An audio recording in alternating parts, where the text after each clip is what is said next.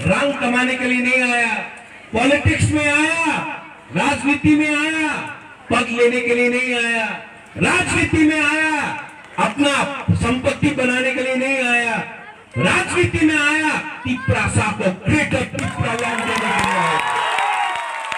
जो लोग आता है अभी आएगा, बीजेपी लोग आएगा, रंग लेके आएगा, रंग लेके आएगा, फेंकेगा, लो बाप का पैसा नहीं है, आपका पैसा है, ले लो ले लो।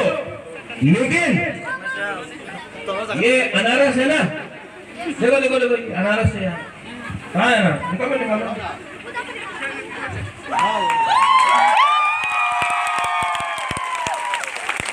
कोई पार्टी चाइना का, कोई पार्टी दिल्ली का, कोई पार्टी कहीं और का, बंगाल का, ये अनारस 100% लोकल तिप्रासा का है।